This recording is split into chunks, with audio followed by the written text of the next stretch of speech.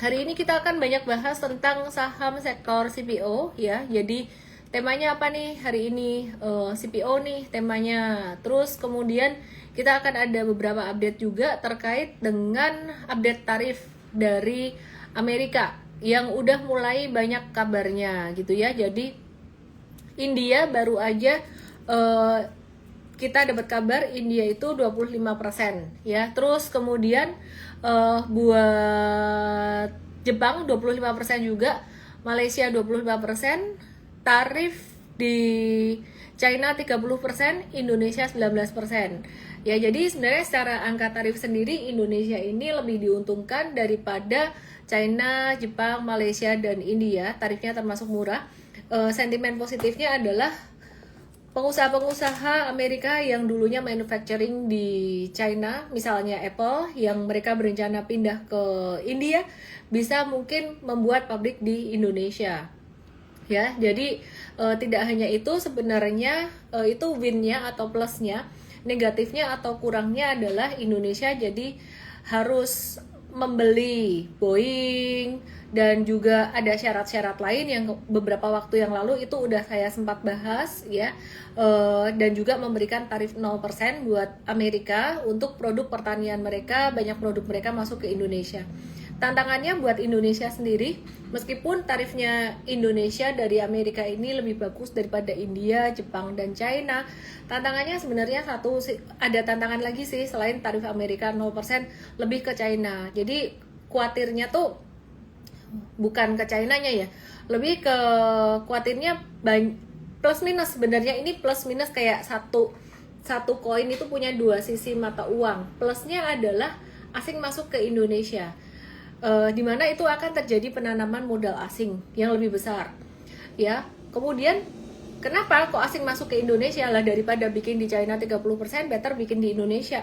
Nanti kalau diekspor ke Amerika itu cuman kena 19% daripada bikin di India, dan tenaga kerja di Indonesia bisa dibilang lebih murah kan daripada di Amerika. Tapi di saat yang sama penanaman modal asing itu juga menjadi tantangan buat Indonesia jika banyak barang-barang dari luar yang masuk ke Indonesia, apalagi setelah gemburan dari China, gemburan dari Amerika, itu bisa buat produsen dalam negeri mungkin jadi lebih banyak challenge-nya. Positifnya lagi adalah dengan potensi adanya penanaman modal asing yang masuk ke Indonesia karena tarifnya Indonesia lebih rendah daripada India, itu akan tercipta lapangan kerja sebenarnya. Jadi tidak sepenuhnya jelek ya Indonesia kena tarif 19%. Cuman yang negatifnya memang ya kita naruh Amerika 0% dan nggak ada TKDN itu tadi. Jadi kayak standar barangnya tuh pakai benar-benar standar Amerika, dan biasanya masuk ke Indonesia kan itu dicek-cek lagi kayak gitu ya. Ini katanya udah nggak usah kayak gitu ya. Semoga bagus standarnya di sana. Biasanya standar Amerika juga oke. Intinya itu ada plus minusnya. Nah, terus bicara soal perang tarif, Amerika membebaskan tarif buat kopi dan juga kakao ya. Jadi dalam framework kesepakatan dagang dengan Indonesia, Amerika menyebut bahwa mereka dapat mengidentifikasi komoditas tertentu yang enggak diproduksi secara domestik untuk pengurangan tarif lebih lanjut ya. Jadi seperti kopi dan kakao itu dari Indonesia itu bakalan ada pengurangan tarif lebih lanjut gitu. Jadi Indonesia menang di sumber daya alamnya. Terus kemudian rilis data ekonomi Amerika, dan kita lagi nunggu rilis data ekonomi Amerika dan juga ekspektasi suku bunga The Fed ya. Jadi suku bunga The Fed perkiraan akan dipotong di bulan September. Aku mau bahas tentang jobs opening. Hasilnya turun dari 7,71 juta jadi 7,44 juta. Coba perhatiin di sini. Contohnya di TokTok yang dilihat ke Igoy. Igoy-nya di sini ada chartnya ya. Ini US job opening ini turun. Ini artinya adalah permintaan tenaga kerja bisa menjadi signal pertumbuhan yang bagus ya. Jadi signal pertumbuhan sebenarnya ada bagusnya juga gitu. Ekonomi agak-agak melambat di sini. Signal pertumbuhan ekonomi melambat bagus buat apa? Buat tanda-tanda The Fed bisa nurunin suku bunga gitu. Jadi ada bagusnya tuh bukan bagus ekonomi melambatnya, tapi lebih ke suku bunganya gitu. Terus kemudian data berikutnya ini adalah CB Consumers Confidence ya. Jadi keyakinan konsumen ini hasilnya naik dari 95 jadi 97, tapi masih di bawah 100. Artinya konsumen di Amerika ini masih pesimis. Kalau di bawah 100 tuh masih pesimis dengan keadaan Amerika saat ini. Nah, terus bagaimana dengan estimasi dari GDP kuartal 2? GDP kuartal 2 Amerika ini hasilnya naik dari minus 0,5% jadi 3%. Ya, artinya ekonomi Amerika kembali recover dan tidak jadi resesi. Ini penting banget data yang baru aku sampaikan, teman-teman yang di TokTok yang di YT. Aku nggak bisa kasih lihat gambar di kalian, tapi di Igoy ada gambarnya, Igoy _official. Ini kalau bulan kuartal 2 ini negatif lagi, berarti dia masuk resesi. Tapi yang menarik di kuartal 2 2025 itu United States GDP growth rate atau tingkat pertumbuhan gross domestic product Amerika itu justru malah naiknya 3%. Itu lebih bagus daripada di kuartal 4 2024. Jadi sebenarnya ini naiknya lumayan tinggi gitu ya. Nah, kalau kita melihat job opening tadi turun, itu mendorong suku bunga turun. Tapi kalau ngelihat data GDP growth rate, ini justru malah membuat suku bunga untuk tidak turun. Jadi Jerome Powell nggak mau nurunin suku bunga kalau ekonominya lagi bagus-bagus aja. Sebenarnya yang dilakukan oleh Jerome Powell itu udah benar ya. Jadi kita lagi nunggu suku bunga The Fed besok jam 1 WIB pagi yang kemungkinan tetap gitu. Kalau sampai Jerome Powell ada kasih surprise ternyata turun suku bunganya, wah ini market besok bisa merespon dengan sangat positif sekali karena perkiraan analis, sebagian besar analis dari perusahaan-perusahaan gede itu memperkirakan suku bunganya tetap gitu. Oke ya. Nah, jadi ini kalau kita lihat ini chart interest rate atau suku bunga di Amerika ya. Jadi udah sempat turun waktu itu di 2024 18 September, November di 2024 dan ini Desember 2024, terus kemudian stabil sampai sekarang ya. Perkiraan bakalan diturunin di bulan September. Kalau besok sampai turun itu namanya surprise. Oke, aku mau bahas berbagai saham dulu sebelum aku bahas tentang sawit atau CPO. Teman-teman yang ada di TokTok, yang ada di YT, langsung aja ke Igoy aku _official. Kita akan bahas market atau saham hari ini gimana dan juga besok gimana pastinya.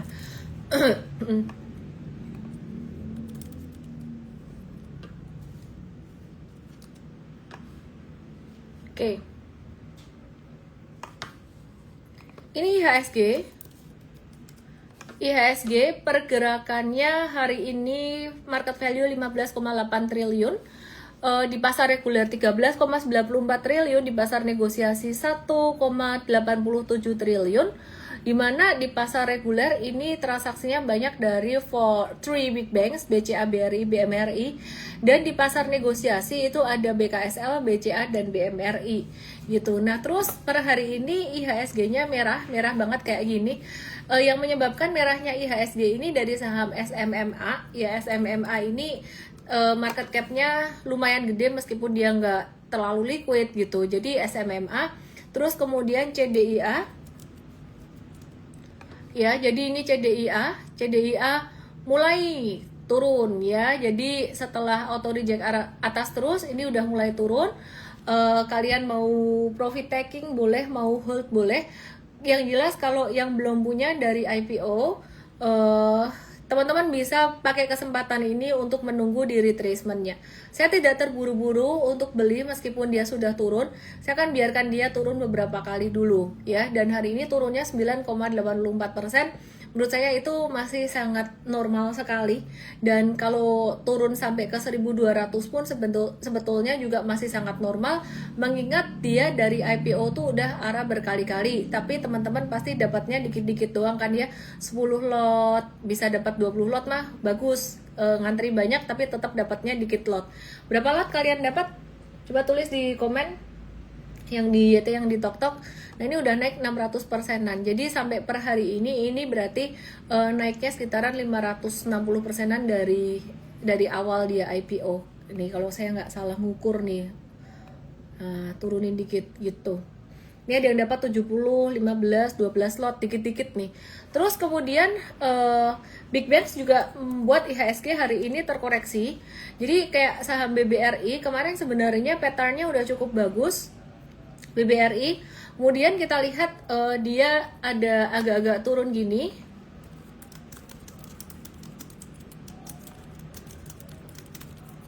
Oke ya. Kenapa turun? Masih karena faktor ketidakpastian global sebenarnya, dan juga harapan The Fed untuk nurunin suku bunga itu kayaknya bakalan belum diturunin suku bunganya ya. Jadi di sini masih belum ada sentimen yang mendorong saham-saham for big banks. Dia turunnya normal aja ya. Kalau misalkan teman-teman investasi jangka panjang lama ya, namanya juga investasi jangka panjang. Maka dari itu kita ada mix untuk trading juga, enggak yang semuanya investing. Dan kalau investing belinya atau masuknya sedikit demi sedikit. Nah, terus kemudian ini saham BMRI dia juga turun hari ini. Tapi dia masih di atas support 4590. Jadi kalau misalkan besok turun lagi jadi downtrend, kalau buat trader avoid dulu. Tapi kalau buat investor biasanya mereka malah senang. Ya, jadi malah senang untuk investor. Mindsetnya beda banget pokoknya. Nah, terus kemudian bagaimana dengan saham big bank lainnya? Kita lihat BBNI, ya BBNI masih sideways, nggak kemana-mana. Terus kemudian yang belum dibahas apa sih, BBCA ya. BBCA juga nggak kemana-mana, turun dikit aja, itu masih normal, semuanya masih oke. Kalau BRI dan BMRI proyeksi laporan keuangannya agak kurang oke, agak melambat, jadinya agak-agak turun tadi. Terus BNGA hari ini juga ada turun dikit, jadi wait and see dulu aja teman-teman ya. Oke, terus MTrade beberapa hari yang lalu ada beli BNGA. Kalau misalkan besok turun lagi, kita ada kemungkinan besar akan stop loss. Nah, mari kita mau bahas saham-saham dari sektor CPO yang juga MTrade sudah sempat review buy beberapa saham di antaranya. Aku mau ngebahas sentimennya dulu yang juga mungkin sudah pernah saya bahas ya teman-teman ya. Teman-teman mungkin ada yang belum sempat dengar atau belum kenal saya beberapa hari yang lalu, ini baru dengar. Intinya sentimen positifnya dari ekspor sawit ke Uni Eropa gitu, yang bakalan dipermudah karena melalui perjanjian perdagangan EU SEPA itu sawit dari Indonesia atau CPO dari Indonesia tuh bakalan dibebasin biaya masuk 0% dari Indonesia ke Uni Eropa. Jadi nggak ditarif lagi sama Uni Eropa. Nah, artinya ekspor sawit itu berpotensi naik gitu ya. Tapi Uni Eropa tetap mewajibkan aturan larangan deforestasi atau pengundulan hutan. Nah, untuk memenuhi syarat itu Indonesia bakalan menyiapkan data lengkap dari BPDP dan ATR atau BPN sebagai bukti kalau sawit kita legal. Kenapa sih ketawanya saya kayak gitu banget? Berkelanjutan dan sudah sesuai dengan standar ISPO dan RTRW katanya gitu. Syaratnya sih bagus sebenarnya dari Uni Eropa. Intinya sih sebenarnya sentimennya bagus banget. Eropa dan ini Amerika, sisi positif dari perang tarif. Semua tuh pada sebel sama Amerika. Jadi Eropa dan China mereka berusaha untuk merangkul negara-negara lain, termasuk negara-negara di Asia Tenggara, dan salah satunya adalah Indonesia. Jadi ini dampak positifnya juga, dan Indonesia bisa ekspor CPO dengan lebih leluasa gitu. Bentar ya.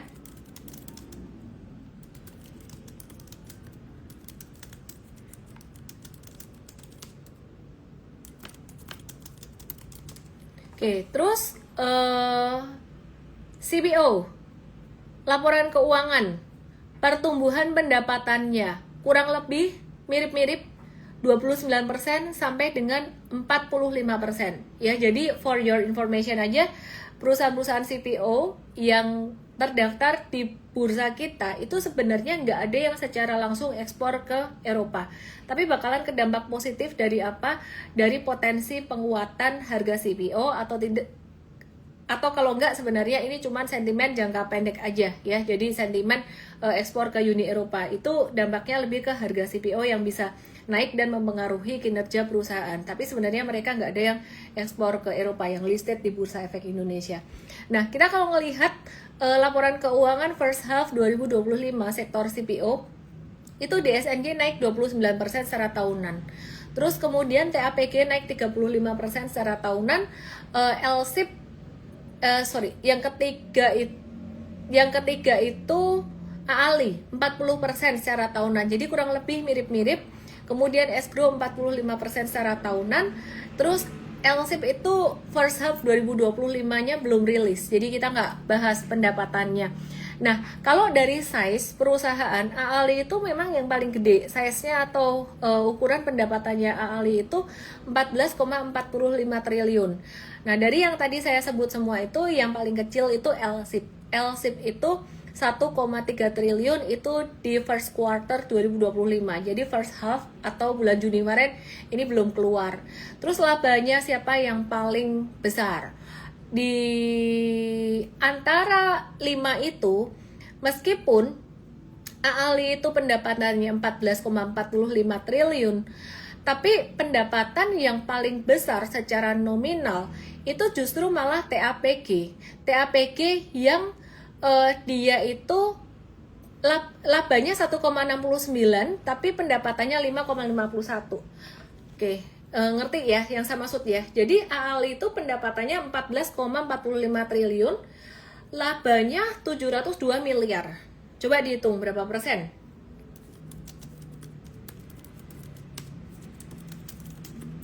Oke, terus kemudian yang kedua, TAPG pendapatannya 5,51 triliun tok, lebih rendah, bahkan nggak nyampe separuhnya AALI, tapi labanya dia 1,69%. Nangkep ya? Jadi nggak heran kalau TAPG ini kemarin banyak diburu sama investor, dan Mtrade juga udah dapat sekitaran berapa puluh persen ya, nanti saya bukain ya.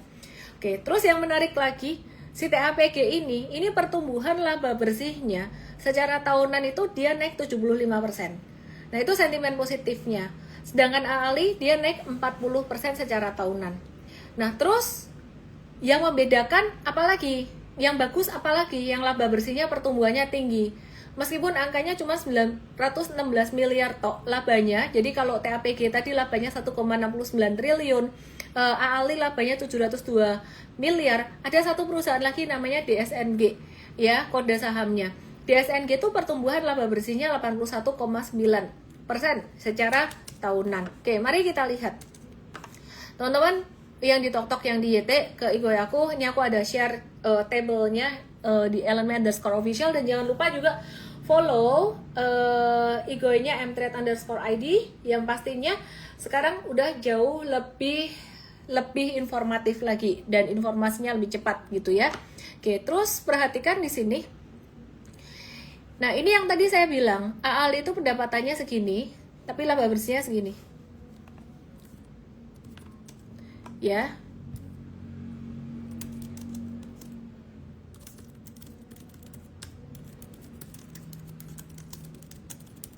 Oke, terus growth-nya 40%. Ini TAPG, cuannya lebih gede daripada AALI. Meskipun pendapatannya gedean AALI, growth-nya 75%. Ini DSNG, labanya 916. Ini lebih gede daripada, pertumbuhannya lebih gede daripada 81,9%. Pertumbuhannya paling tinggi, lebih besar daripada TAPG, daripada AALI, LSIP, dan juga Escrow. Gitu ya, nangkep ya. Nah, itu yang menjadi dasar. Apa yang membuat TAPG dari DSNG kemarin naiknya kencang. Tapi kalau kalian jeli tadi, perhatikan si Escrow ini, perhatikan Escrow pertumbuhan loh, Escrow pertumbuhan laba bersihnya 236% secara tahunan. Pendapatannya naik 45% doang. Sebenarnya tuh perlu digali lagi. Jadi kita akan bahas di Mtrade atau Mvest besok ya. Jadi kita akan bahas di Mtrade Mvest. Penyebab kenaikan laba. Ya, jadi nggak bisa cuma ngelihat labanya doang. Penyebab kenaikan labanya tuh apa? Itu mesti harus diperhatikan. Kenapa? Karena kalau cuman memperhatikan laba doang, kadang-kadang pendapatan atau apa labanya itu bukan dari laba operasional. Yuk kita lihat satu-satu ya. Aali. Aali ini udah mulai naik dalam beberapa hari terakhir kemarin, dan M-Trade udah cuan sekitaran kalau nggak salah 10%. Saya coba buka ya. 10-11% Aali, mantap ya. Yang belum punya ya hehehe, tunggu aja, tunggu retracement. Kok gitu sih? Ya wes, join M-Trade. Tapi join M-Trade bisa rugi juga loh. Jangan kok anggap M-Trade ini dukun gitu loh. Dukun aja nggak bisa nebak saham. Hehe. Oke, ya. Kalau ngelihat candlenya seperti ini, candle yang Marubozu full dengan volume transaksi tinggi, ini masih bisa lanjut naik lagi, potensi naik lagi. Oke, terus kita mau lihat TAPG. TAPG naiknya kok kayaknya udah agak slow melo-melo. Di atas per hari ini dia naiknya 2,87% doang. Nah, M-Trade ada TAPG ini udah 45-50%. So manage your expectation. TAPG mungkin dalam jangka pendek bisa naik sampai ke 1.500, tapi ada kemungkinan setelah itu akan retrace atau turun dulu, ada sideways-nya, dan itu bagus sekali daripada saham nggak ada sideways-nya. Jadi pasti ada sideways-nya, dan itu normal. Dan untuk jangka menengah, selama dia jatuhnya nggak ada volume, kita masih akan nge-hold. Kemudian selain TAPG, kita mau lihat DSNG. Hari ini DSNG naik 12%. M-Trade udah punya dong dari harga berapa? 820. Wih, kok gitu sih? Kok bisa sih? Ilmunya pelajari di M-Trade Academy, jadi satu paket sama M-Trade ya. Jadi pelajari di M-Trade Academy. Nih, di sini nih. Kalau teman-teman join M-Trade, tidak hanya dapat trading ideas aja atau buy sell-nya, tapi yang paling penting sebenarnya adalah ngerti ilmunya ya. Jadi banyak banget nih yang dikasih di sini. Oke, terus DSNG gimana dong buat yang belum punya? Ya kan saya udah bahas beberapa kali ya. Kalau yang belum punya ya tunggu aja, tunggu terus. Kapan tunggunya? Malah breakout lah piye kalau M-Trade real time. Pertanyaan, kenapa sih waktu itu M-Trade beli di DSNG? Apakah ada bisikan-bisikan gitu? Tidak ada, Bapak Ibu semuanya. M-Trade beli hanya karena dia tuh habis sideways panjang. Dan sideways-nya dari 25 Maret sampai dengan tanggal 9 Juli itu baru breakout di 9 Juli. Dan kalau teman-teman perhatikan di sini area buy M-Trade yang dikotakin ini 820 waktu itu max-nya.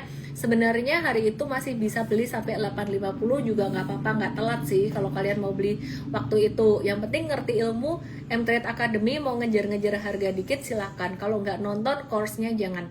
Nah, jadi ini penyebabnya cuman dia breakout sideways loh. Tapi kan area 820 belum breakout. Iya, kita nyolong start. Karena udah mulai aktif, volumenya juga udah mulai tinggi. Oke, mari kita lihat LSIP. Kalau gitu, habis ini kita lihat LSIP. Nah, LSIP ini yang kita baru aja masuk ya. Jadi mungkin kalau M-Traders yang baru, kebagiannya LSIP hari ini. Dan yang menarik LSIP hari ini, volumenya gila banget. Volumenya itu bisa berkali-kalinya dari volume kemarin ya. Jadi kalau diperhatikan volumenya ini, lihat di sini, ini 125 ya, 125M. Terus kemudian di sini sehari sebelumnya itu cuman 16,89 doang ya. Jadi itu hitung aja tuh berapa kalinya. Oke ya. Oke, terus kemudian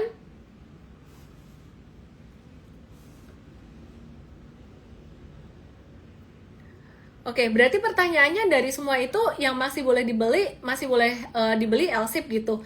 Sebenarnya pertanyaan masih boleh dibeli ini dasarnya apa sih? Dasarnya adalah belum breakout terlalu jauh. Jadi kalau yang ditanyain adalah dia belum breakout terlalu jauh, ya LSIP yang masih baru di awal-awal breakout hari ini. Syukur-syukur dikasih retracement dikit besok, tapi kemungkinan besarnya potensinya justru malah naik karena hari ini volume transaksinya tinggi gitu. Oke ya, terus kemudian kita ke Escrow. Esgro gimana kabarnya? Esgro? Sampurna Agro Tbk.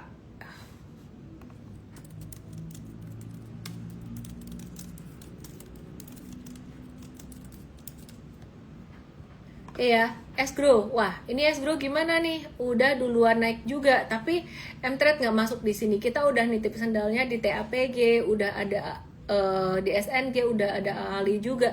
Dan Esgro ini kalau diperhatiin ketika dia breakout di level 2600, ini juga dia baru naik sekitaran 15%-an. Nah, Esgro ini dalam jangka pendek dia juga berpotensi lanjut menguat. Kenapa? Karena volume transaksinya hari ini juga kenceng.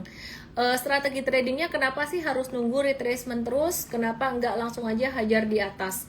Kalau kamu mau hajar di atas, jawaban saya sebenarnya simpel banget. Kamu mau hajar di atas, jarak level stop loss tuh di bawah support ya. Berarti jarak ke support atau ke stop lossnya tuh jadi jauh. Itulah yang menyebabkan resikonya besar. Bagaimana jika stop lossnya ditaruh di dekat-dekat sini aja pakai trailing stop, cuan bungkus. Jadi kalau misalkan dia turun dikit, kita stop loss di sini, nggak usah di support jauh, pakainya support intraday aja, support dekat-dekat. It's okay, semua strategi ada konsekuensinya. Berarti konsekuensinya kalau misalkan dia jadi ekor doang, Noel dikit, kamu kena stop loss gitu. Jadi kamu mesti bisa nerimo itu, nggak bisa kayak kamu ngejar di atas terus ada koreksi dikit, kamu kena stop loss, mantul, terus habis itu kesel bete ya. Semua ada plus minusnya. Jadi kalau aku lebih suka ngasih stop lossnya yang agak jauh, tapi aku belinya nawar, nggak mau beli di atas-atas. Demikian pula dengan M-Trade pastinya.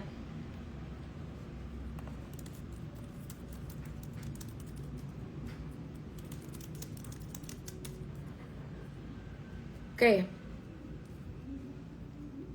Bentar ya, tarik napas dulu.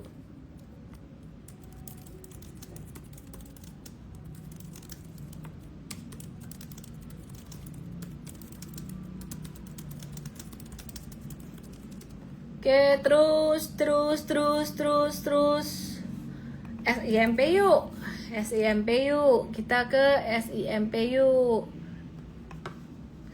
SIMP-nya juga hari ini rally 18%. Pasti disuruh nunggu lagi. Ya iya. Esgro dan SIMP masuk ke watchlist M-Trade untuk masuk pada retracement ya. Jadi ini lagi main banget sektor CPO. Kita udah ada beberapa saham CPO, jadi selebihnya kita tinggal ngehold aja. Laporan keuangan BBCA first half 2025. Pendapatan bunga bersihnya BBCA ya, BBCA laporan pendapatan dan bunga bersihnya. Pendapatan bunga bersih atau net interest income-nya naik 7% secara tahunan jadi 42,5 triliun. Ini menunjukkan bisnis inti bank tetap solid ya. Dan dia ditopang dengan pertumbuhan kredit dan efisiensi biaya dana yang masih oke. Jadi pertumbuhan kreditnya masih bagus. Terus pendapatan non bunganya naik 10,6% secara tahunan, which is masih 2 digit, itu bagus banget, menjadi 13,7 triliun ya. Peningkatan fee based income menandakan adanya aktivitas transaksi nasabah tuh meningkat dan adanya adopsi digital. Dan kayaknya Blue BCA kayaknya mau IPO nih out of topic ya.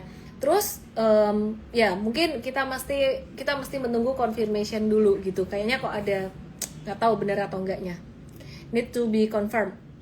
Terus total pendapatan operasional tumbuh 7,8% secara tahunan jadi 56,2 triliun. Jadi ini menunjukkan kinerja operasional BCA masih stabil dan diversifikasi sumber pendapatannya tuh bagus gitu. Nah, laba bersih konsolidasinya naik 8% secara tahunan jadi 29 triliun rupiah di pertengahan tahun 2025 ini.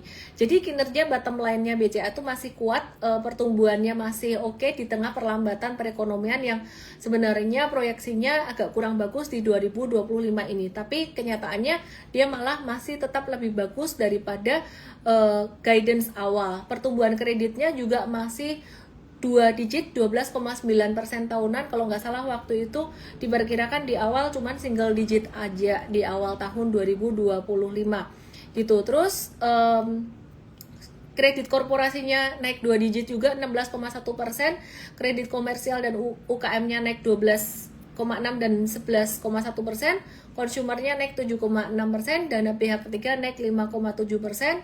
Terus NPL-nya masih di 2,2, masih rendah. Dan yang saya pengen lihat sebenarnya di sini, kebetulan di depan saya nggak ada dana loan to deposit ratio, tapi mestinya masih bagus LDR-nya. Rasio kasa atau bunga rendahnya masih bagus, masih tinggi 82,5% dari total DPK. Artinya apa? Ya, dari dana pihak ketiga. Artinya ini berarti struktur pendanaan BCA itu masih sangat efisien dan ngedukung NIM yang kuat. Jadi kalau misalkan saham BCA kalian belum gerak sih, it's just a matter of time. Terus ada yang marah-marah, kapan? Lah ya, jangan marah-marah, makanya portfoliomu diversify gitu ya. Di Mtrade trading saham energi, ada Toba, ada MBMA, ada saham apa lagi ya, PGEO, itu udah cuannya cuan luber-luber kemana-mana. Jadi diversify, ada portfolio investing, ada portfolio trading gitu loh.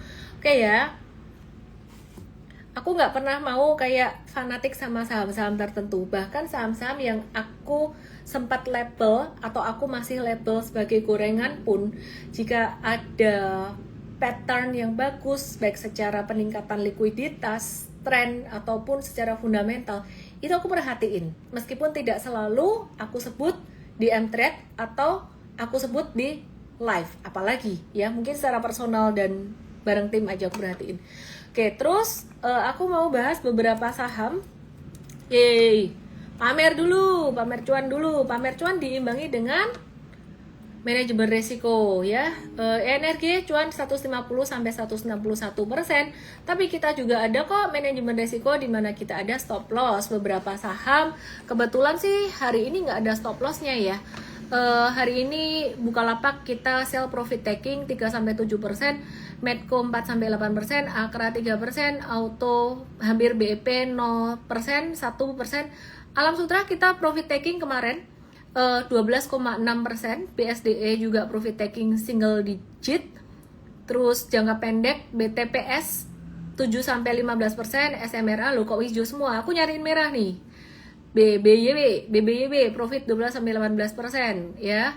Ini pas lagi ini bagus nih, semua hijau semua. Loading. Nah, ini dapat nih. Antam cut loss 0 sampai 4%, Raja minus 8%. Terus ini Pesap lo ada lo Pesap rugi 13% ya. Jadi kita bahas juga nih. Oke, terus kemudian wah rugi kok 13%, tapi frekuensi cuannya lebih banyak say. Dan juga percentage cuan yang kita masih hold itu hold 2 digit, cuannya juga sekarang masih banyak ya. Jadi banyak yang kita belum jual juga gitu.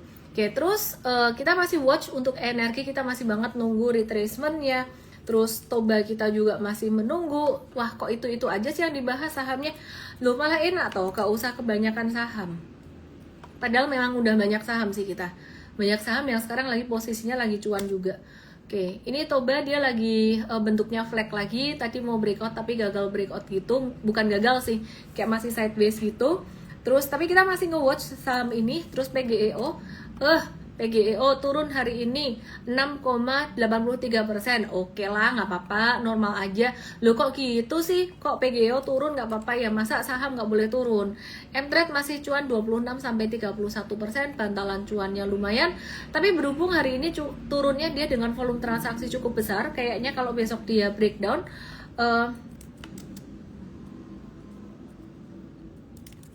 kita ada potensi untuk bakalan profit taking dulu ya. Jadi bukan stop loss tapi profit taking ya. Jadi trailing stopnya di sini memang tertulis di 14.30, tapi kita bisa tiba-tiba kita naikin kalau ada kondisi wah jatuh volume gede nih, kita nggak suka jatuh dengan volume gede. Kurang lebih seperti itu. Saya mau cek Q&A-nya dari teman-teman semuanya. Oh gitu, RX ya. Oke. Setuju, jangan fanatik emiten, Miss. Tapi gimana caranya tahu ya naiknya semua emiten? Kamu nggak perlu tahu naiknya semua emiten. Kamu cukup perlu tahu beberapa emiten aja yang eh, secara investasi ya potensial dan secara trading potensial. Dan menariknya saham untuk investing dan untuk trading itu potensialnya beda banget indikatornya. Kalau yang buat investing tuh yang lagi jongkok-jongkok, yang lagi diem-diem di bawah gitu. Itu valuasinya yang oke, fundamentalnya oke. Tapi kalau yang buat trading ya nyarinya mesti yang mulai trending gitu, oke? Terus maaf, M-Trade ada bahasa XAU sama gold nggak ya? Ya boleh lah, dibahas di morning briefing biasanya. Yuk kita bahas gold yuk.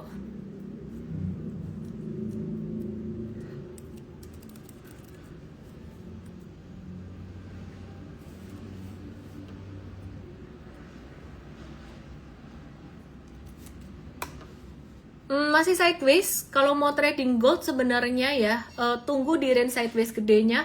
Buy on weakness sekitaran 32-an dan profit takingnya mungkin sekitaran 3391 atau 3400-an kalau mau trading sideways.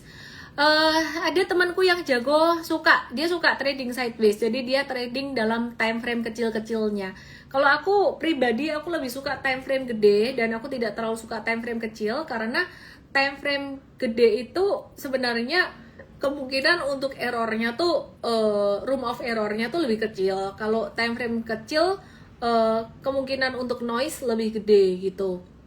Oke, terus bahas GoTo dong yang valuasi value di sesi 2 naik. Ya ini kalau buat trading memang ada pembalikan tren dari turun sideways ke ada tanda-tanda uptrend. GoTo breakout dari 60. Silahkan kalau mau di watch secara personal silahkan gitu. Jadi aku lihat Pak Indra juga udah di M-Trade udah pengalaman gitu. Jadi kalau mau di watch personal boleh.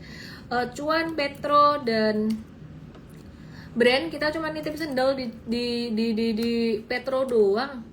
Nunggu barangkali dikasih diskon lagi, nutup gap ya, turun dikit nutup gap kan biar modalnya nggak habis.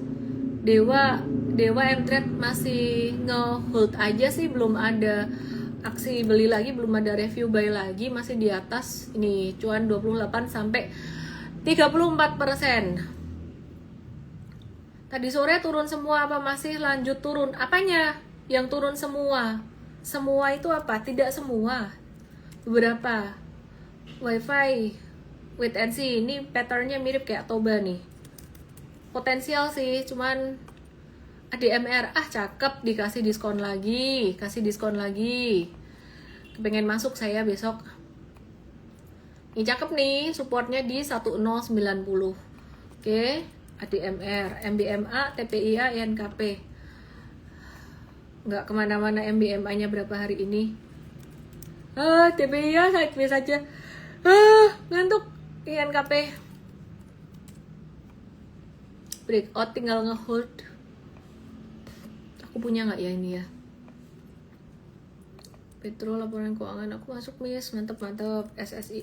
SSIA lagi nunggu aja dia bentuk flag gitu, kayak kita nungguin siapa sih, Toba sama siapa tadi bentuknya kayak gini. Satu lagi Wifi. Bakal hijau nih ADMR loh. Belum tentu. Kasih diskon dikit lagi masih boleh lah ADMR lah. Turunnya volumenya kecil-kecil, oke. DRO, MDKA. Sadar nggak sih yang saham-saham yang banyak lewat di depan ini grupnya Pak Boy Thohir, kalian pada nanyain MBMA, MDKA, ADRO itu ADI itu, Evi nanya ADI itu sahamnya gengnya Papa Boy itu ya. Ini ADRO lagi retrace-nya sih posisinya sebenarnya pas di support ya. Aku nggak tahu dia bakalan bisa mantulnya cepat atau enggak, bisa sideways dikit gitu. MBMA tadi udah. Adi sideways banget. Ya ini dia nih saham investing nih. Buat trading agak-agak slow. CDI udah dibahas tadi, lagi nunggu turun lagi. Cuan udah dibahas. Kenapa muter-muter di saham ini aja? Lucu pakai kacamata. Oh itu filter emang lucu, filternya tok-tok bikin happy. Cuan udah, jangan muter-muter di situ terus, udah tak bahas tadi. BBPT, wah iya BBPT masuk watchlist deh. BBPT, SIMP, SGRO, MTrade belum ada. Yang udah ada tuh di DSNG, APG cuannya udah luber-luber puluhan persen. PGEO terlanjur masuk gimana ya, kok turun tajam? Loh, pas beli udah di analisis belum belinya itu kenapa? Kalau masuk PGEO kemarin aku bilang toh, tunggu retracement ketinggian. Ya, kok turun gimana? Ya udah siapin stop loss. Kalau MTrade belinya kan di bawah sini 1350. Besok kalau turun lagi kita mau caw. Ngomong kok gampang sih Miss ya. Yang ngomong gampang. Sar atau gak? Cakep retracementnya, tunggu turun lagi, Sar. Sar, yuk turun lagi, Sar. 1870, Sar. Nawar nih, kasih deh turun lagi. Aduh, saya suka nungguin saham turun. Gitu amat sih. Retrace, nunggu saham retrace. Nih, SRTG tuh saya udah profit taking. Ya kurang lebih tradingan saya kayak MTrade lah, malah saya tuh kadang lebih telat daripada MTrade lebih cepat. Nih, profit taking sekitaran di sinilah. Pokoknya kurang lebih sama kayak MTrade. Terus ini lagi nunggu retracement lagi untuk masuk lagi. Lusa atau enggak? Aku di swing toh, misalnya di swing, di swing. Kalau MTrade ini ada yang swing, ada yang jangka menengah gitu. Oke? Parah, apanya parah? Boom boom, sideways aja, wait and see dulu deh. Mbak Elsa dan Mbak Esa apa kabarnya? Masih sideways, Mbak Elsa, Mbak Esa juga masih sideways, tapi kayaknya kok potensinya lebih ke Esa kayaknya sih ini. Brand tadi udah belum? Udah dong. Astra tinggal nge-hold aja, masuk di atas ini ketinggian, jadi jangan di atas. MDKA udah belum? Ketinggian juga, wait and see dulu ya. Udah, capek saya, ngantuk. Tidak. Jangan lupa belajar trading gratis. Belajar di MTrade Start hari Minggu 10 Agustus jam 4 sore, dan kita lagi hiring banyak banget posisi. Wih. Posisi apa? Hiringnya sih banyak, yang diterima sedikit sih. Oke. Lihat aja di story aku, oke? Ya, dan DM aku MTrade Start untuk dapetin linknya, atau just screenshot aja yang ada di Igoy di sini buat dapat kelas gratis tanggal 10 Agustus. Ini udah pernah dulu, tapi kita mengulang lagi. MTrade Start seri yang Super Trader for Stock and Crypto. Aku lupa itu MTrade Start berapa, seri berapa. Wirna, Aprianto, kok cemberut kenapa? Tak sebut namamu biar happy. Thank you Bu Jomelan, thank you semuanya. Selamat malam. Jangan cemberut dong, sahamnya banyak yang naik, jangan cemberut dong. Oke, bye. Nadia Pasaribu, thanks Miss, I learned so much. Sama-sama. Jangan lupa di screenshot juga, share di story, atau bagiin info tentang live saya setiap Senin sampai Jumat. Jumat kadang-kadang suka bolos kalau pas lagi pergi. Jadi jam 8 malam kasih tahu teman-temanmu. Dadah. Bye. Thank you. Ronald Median. Oi, hai. Oh, long time no see. DM.